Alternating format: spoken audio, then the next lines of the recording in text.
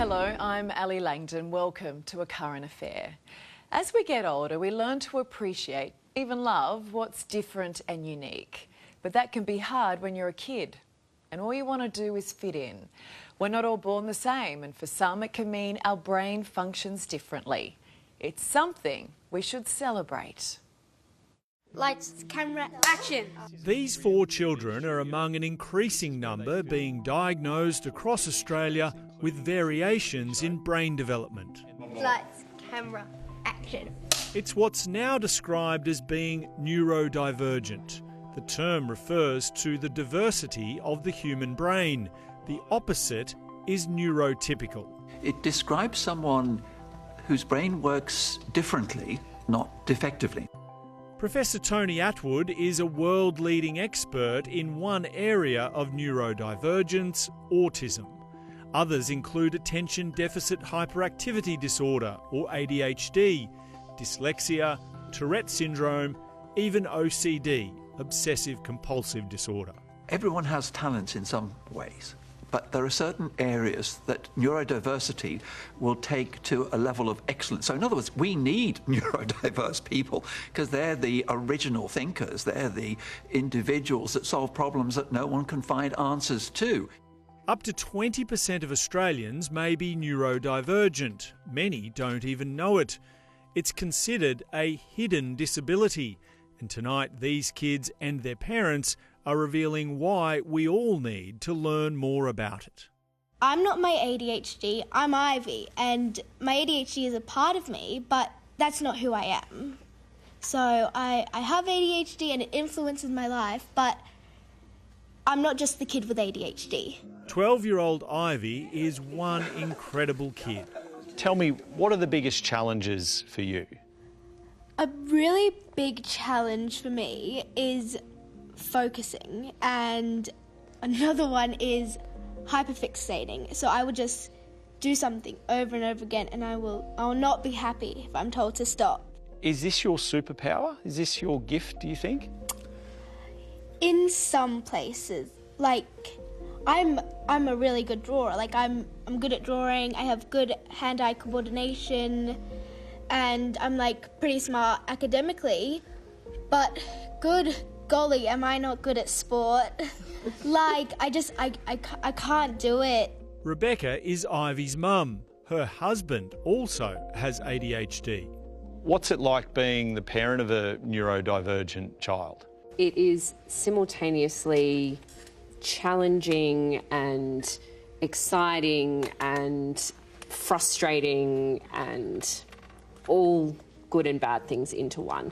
School presents many challenges for a neurodivergent child.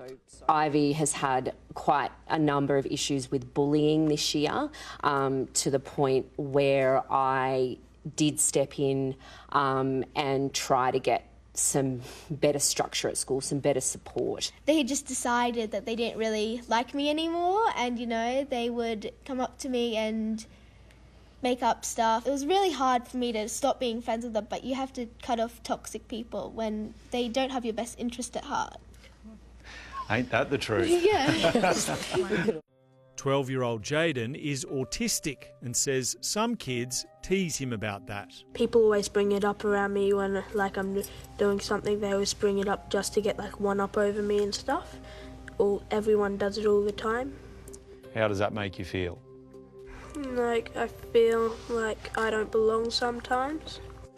Jaden is highly intelligent, but also gets in trouble at school. I can smash through my work really quickly, do all my work. It's just, once I do it, when the teacher's asking questions, I forget to put up my hand all the time. I'm always calling out, always getting in trouble for that, always getting in trouble for talking to other kids that are trying to learn. What do you find the hardest about trying to fit into school? I'm always getting in trouble with my friends because I don't get it. They always like making up new games and I don't get it. I don't follow the rules. And sometimes because of my autism I can get controlling. Professor Linda Graham is the Director of Inclusive Education at the Queensland University of Technology. Being around and fitting in to a world that is created by and filled with neurotypical people is exhausting and really, really hard work. A Senate inquiry into school refusal found almost 3/4 of students struggling to attend had a neurodevelopmental disability. Professor Graham says many neurodivergent students are unfairly perceived as troublemakers. These kids are actually working really, really hard all day, every day, throughout school, and they get in trouble for not making an effort, for not listening, for not doing their work, for not following instructions. In general, how do you feel teachers treat neurodivergent kids? I do feel that there is a little bit of a culture of assuming that the neurodiverse child is a naughty child or at fault. Sky is Jaden's mum, who's also recently discovered she has ADHD. Diagnosing Jaden began with a brutal paediatrician's appointment. According to her, I was a neglectful mother, and that was heartbreaking. I was basically at the end of my tether. We needed help. It took several years for his autism diagnosis, mother and son supporting each other through every hurdle. Jaden's journey has been difficult. Sky says he was kicked out of daycare aged 4. We looked at starting school early because he's very academically gifted, but unfortunately he decided it was a good idea to do a somersault and stand on his head during the interview meeting with the deputy. So we were told, no, we can't start early because we've got to work on some social skills. Often neurodivergent children struggle with change. This year, Jaden has had a new principal and new teachers who have applied some different methods to his behaviour. Do punishments work for kids like Jaden? Yes, he needs some sort of punishment, but he can't cope with the punishments that most normal students could. We might have to do it over a period of days. He might have to have the option of, well, no, I'm not up to doing my detention today, but I'll do it tomorrow. How do you think teachers handle the juggle of neurodivergent kids in traditional classes? Look, in all honesty, I think they're absolutely amazing. As much as I love my dear son here, I could not imagine trying to teach him with 30 kids in the room. 11-year-old Ruby has ADHD and autism and finds managing friendships at school the hardest. Walking into school, I just feel like everyone is staring into my soul, just waiting for me to make the next big decision, next big mistake, and walking in there with ADHD is just, well, it's even hard to tell my own friends the truth sometimes. Ruby's mum Mel says the diagnosis process was hard. So it was a long, isolating process where you felt like you were the only person with a child who was going through this process. How did you first know that Ruby was neurodivergent? We sort of always had a bit of a feeling that something different was going on with Rubes. She used to pull her belly button and do the fidgeting and chew her lip and all these things. Mel says it can be difficult to start the conversation about whether your child is neurodivergent. You may not be wanting to recognise it, but it is a conversation which does need to be had, and the earlier that you have it and recognise what's going on, the better it is for your kids. All of these people hope they can break down stereotypes about neurodivergence. For people who don't know much about people like you, what's the one thing you'd like to tell them? Well, if they didn't know anything about us, I'd have to be honest. I know it might be a bit rude, but I'd say stop living under a rock all your life. Open up. There are other people with different brains made differently. It's not just all you. Look at others. Like, stop living under a rock. 11-year-old Lincoln also has ADHD and autism. So I find ADHD and autism mostly a superpower. But there are bad bits about it. People expect me to just be normal, even though I'm not normal. I'm different. School life for Lincoln has been very hard. If I was sad, I would be made fun of. If I was angry, I would be made fun of. If I was scared, I would be made fun of. So it was very hard for me because I always had the expectation that I just had to have no emotion, just instead of being who I want to be. In recent months, Lincoln's mum Paula has started homeschooling her son instead. It got to a point where Link he couldn't even leave, like he actually we could not get him to leave the house in the morning. He was so paralysed with anxiety and fear about going to school. And what are the changes that you've seen in him since homeschooling began? Look at him. He is glorious, colourful, beautiful, outgoing boy. A record 40,000 children are now being homeschooled, almost doubling the number in 5 years. It's a juggle for Lincoln's family, with both parents and one grandparent helping out, removing the most painful challenge of traditional school. It's the other kids that don't understand what neurodivergence is. And so they just see a kid that's a little bit different and maybe a little bit quirky. Quirky's our favourite word. And they find that and they pick on that, and they don't realise that what they're doing is actually really damaging. This is a very common feeling for neurodivergent families. Ivy's mum, Rebecca, explains the sad advice she's given her daughter. She needed to be dull, and she needed to not attract too much attention because she had had 2 terms of people just fixating on her and doing really mean, nasty things to her. So I said, you need to get back in your box, mate, and you can be as wild as you want at home, but at school you need to be grey.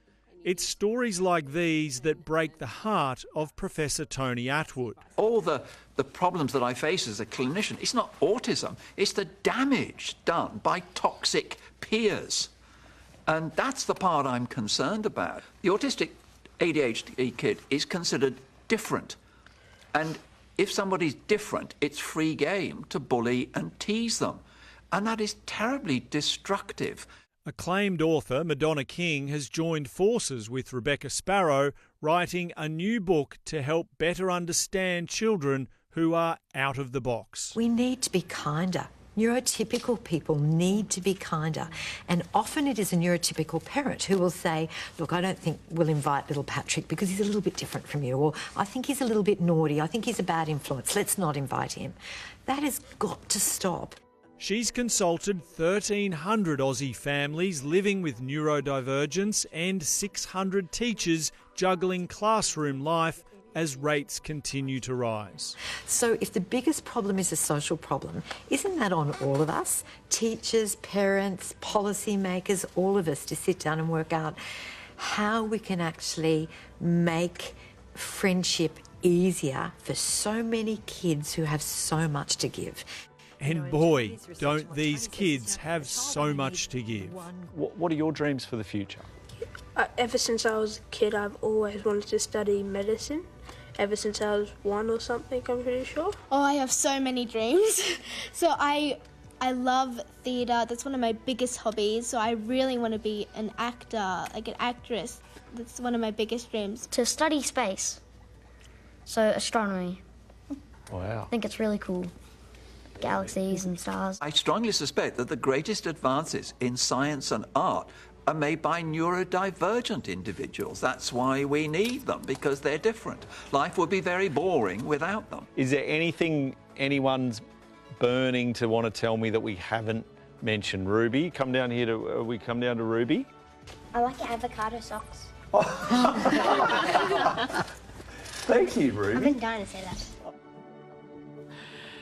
They are good socks, Dan, and what an amazing group of people. That new book, Out of the Box, will be available from tomorrow. She was on her way to work and almost lost her life. Sergeant Samantha Barlow was bashed repeatedly over the head with a brick by Roderick Holohan, a heroin addict who was on parole at the time. Now, that was in 2009 and he was locked away. But Sam has just found out in 2 days her attacker could be granted parole. She's desperate to keep him in jail and joins me. Sam, I still remember this because it was so horrific. How do you feel about this person possibly wandering the streets again? I'm very worried for the community. I'm worried for myself. Time has flown by for him, and He's not a model citizen. He has been a recidivist offender, and every offence he has committed has been on women. He's violently attacked 3 women now, almost murdered them, and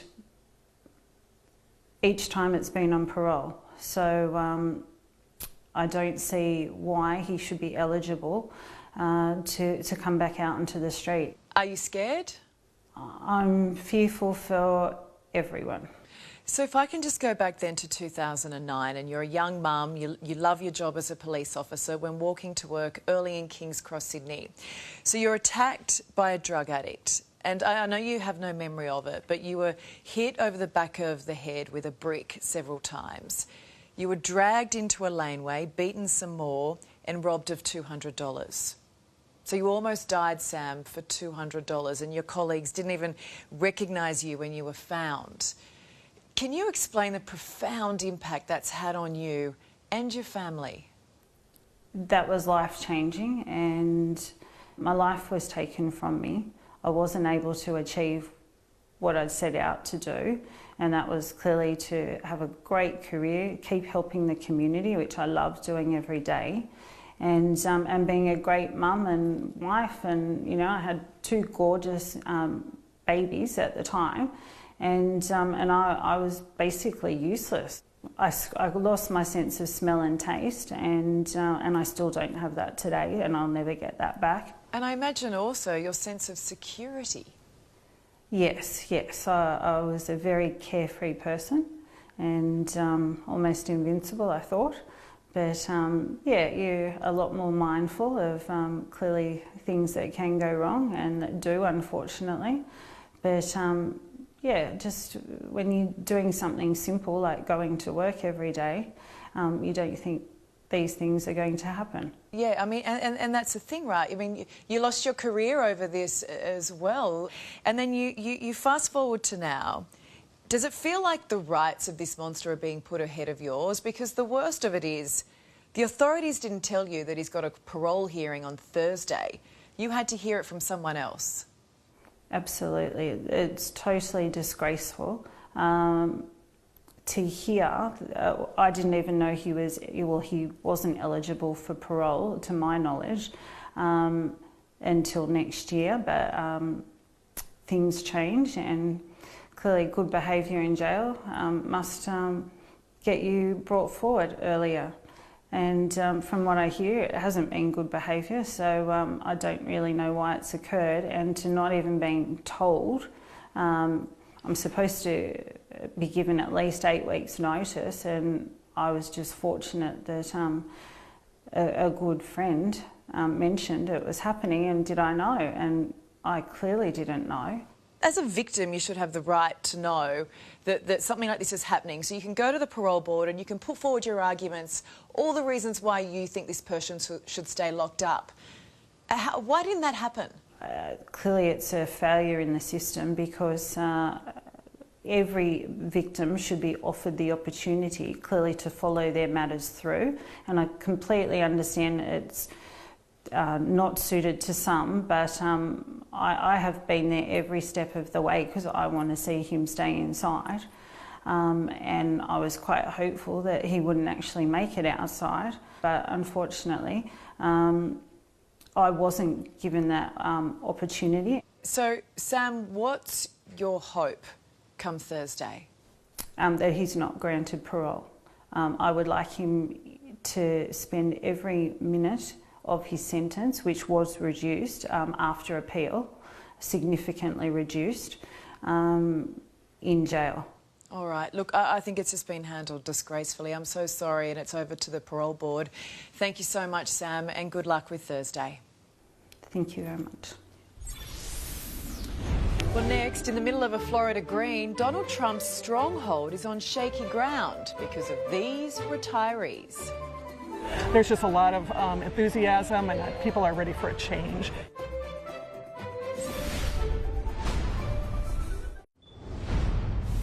Welcome back. Florida is Donald Trump heartland, a state that helped him win the election in 2016. But amid the golf greens, the carts are in overdrive. Is trouble brewing for the former president?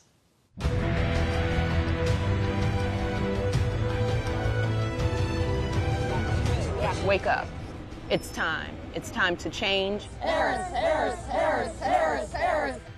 In Central Florida, deep in Donald Trump territory, you'll find the Villages, a retirement mecca home to more than 150,000 residents, 50-odd golf courses and some 85,000 golf carts. In this Republican stronghold, there's a growing group of retirees who've left the golfing green in favour of trying to turn this Trump town blue. There are more than just a few Democrats in the Villages. There are a lot of us, actually. In years past, left-leaning retirees here tended to keep their political views to themselves. But these older Democrats have found strength in numbers and are banding together to back Kamala Harris. There's just a lot of enthusiasm and people are ready for a change. It's a gathering of the golf carts where high-pitched honking serves as the soundtrack to the campaign trail. After a car park catch-up, the conga line of caddies is off, a political parade of retirees. Along the way, we jump on board with Donna, a new resident at the Villages and a long-time Democrat. She's excited for what might come if Kamala Harris wins. I mean, I like this. This is kind of a slice of golf cart politics.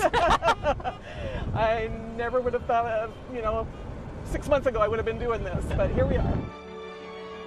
One by one, the golf cart caravan of Harris supporters stops to hand over their mail-in ballots, hoping they serve as a senior warning sign to Donald Trump. Florida is in play. Florida last voted Democratic for Barack Obama in 2008 and again in 2012. But for the last two elections, America's Sunshine State has been solid red and in favour of its most famous resident. And I see you driving around in those beautiful golf carts, the most beautiful carts. I want to get one. Donald Trump is banking on winning his home state once again when America goes to the polls. But in President 45's own backyard, this big turnout of Kamala Harris supporters has even the most passionate Trump fans a little worried.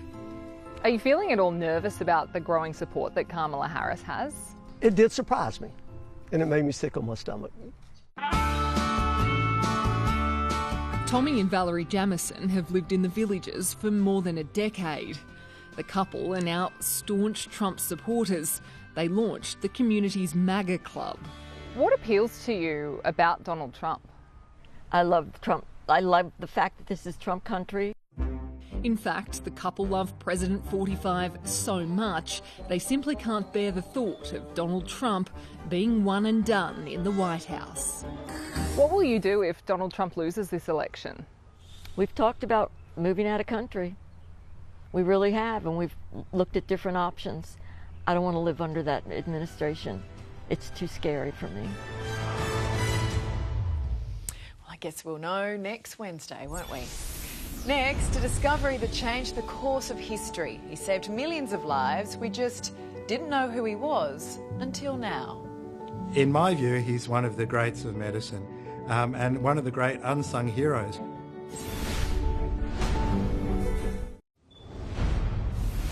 Tomorrow night, our unsung hero. This man may have saved your life and the lives of your children and grandchildren. There are millions of lives we're not saving. The most famous Australian you've never heard of. I look back on my life and say it was... Sorry. A humble hero. And we'll have that story tomorrow, and that's our program. I'm Ali Langdon. Thanks for your company. Have a great night.